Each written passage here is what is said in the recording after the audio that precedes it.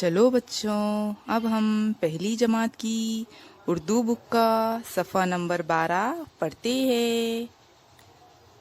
तस्वीरी कहानी। अब हमें एक कहानी पढ़ना है।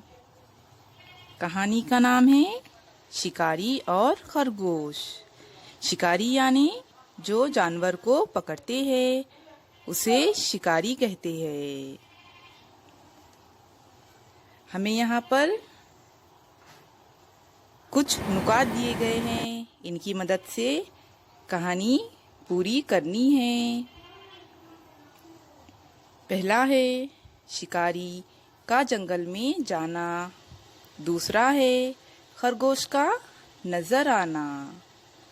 तीसरा है एक खरगोश पकड़ लेना।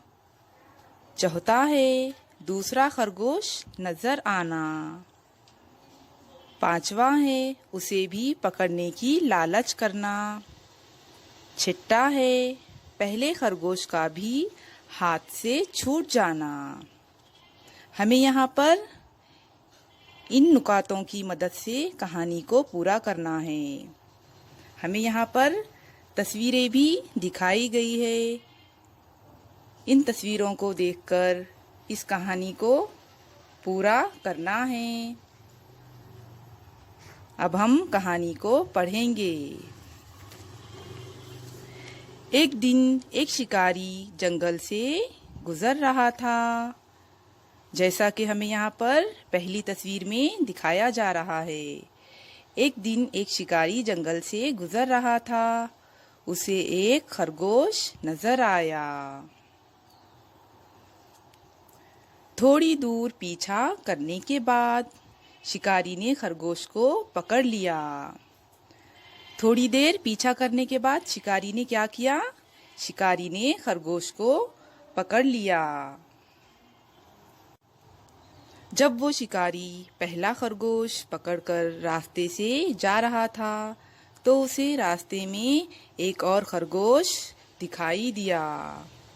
उस शिकारी ने क्या किया? उस शिकारी ने दूसरे खरगोश को देखा और उसका पीछा करने लगा। दूसरे खरगोश के पीछे दौड़ते हुए पहला खरगोश भी उस शिकारी के हाथ से छूट गया। क्या हुआ? जब वो शिकारी दूसरे खरगोश के पीछे दौड़ने लगा तो उस शिकारी के हाथ से पहला खरगोश भी छूट गया। दोनों खरगोश उस शिकारी के हाथ से निकल गए। जैसा कि हमें यहाँ पर चौथी तस्वीर में दिखाई दे रहा है, शिकारी के हाथ से दोनों भी खरगोश निकल गए।